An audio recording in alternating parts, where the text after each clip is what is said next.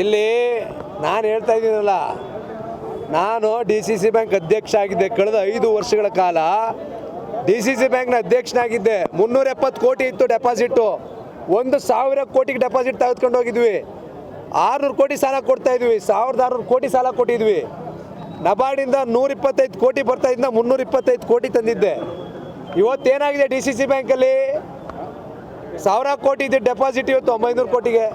325 ಕೋಟಿ ನಬಾರ್ಡ್ ಕೊಟ್ಟಿದ್ದು 125 ಕೋಟಿಗೆ ಡೆಪಾಸಿಟ್ ವಿಡ್ರಾಲ್ ಆಗ್ತಾ ಇದೆ. ದಿವಾಳಿ ಆಗ್ತಾ ಸಾಗ್ತಾ ಇದೆ DCC ಬ್ಯಾಂಕು.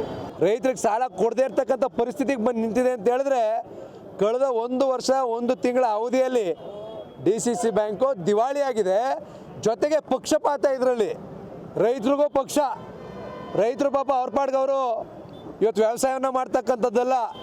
ಅವ್ರು ಯಾರು ನೆಮ್ಮದಿಯಾಗಿ ಜೀವನವನ್ನು ಮಾಡಬಾರ್ದು.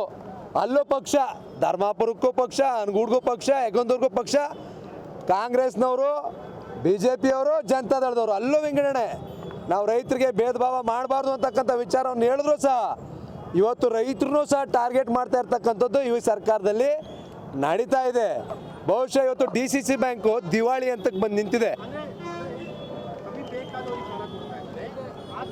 100 ಬೇಕಾದಂಥವ್ರಿಗೆ ಸಾಲ, ಲಂಚವನ್ನು ಕೊಡಬೇಕು.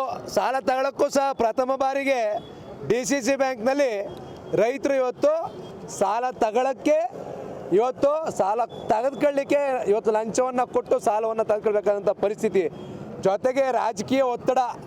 ಇವತ್ತು ಇಲ್ಲೂ ಸಹಕಾರ ಸಂಘದಲ್ಲಿ ಇವತ್ತು ರಾಜಕೀಯ ಒತ್ತಡ, ಸಾಲ ಕೊಡಬೇಡಿ ಸಂಘಕ್ಕೆ ಅಂತ ಯಾರು ಹೇಳಿದ್ದಾರೆ ಅಂತಕ್ಕಂಥದ್ದು ಮುಂದಿನ ದಿನಗಳ ಪ್ರಸ್ತಾಪ ಮಾಡ್ತೀನಿ.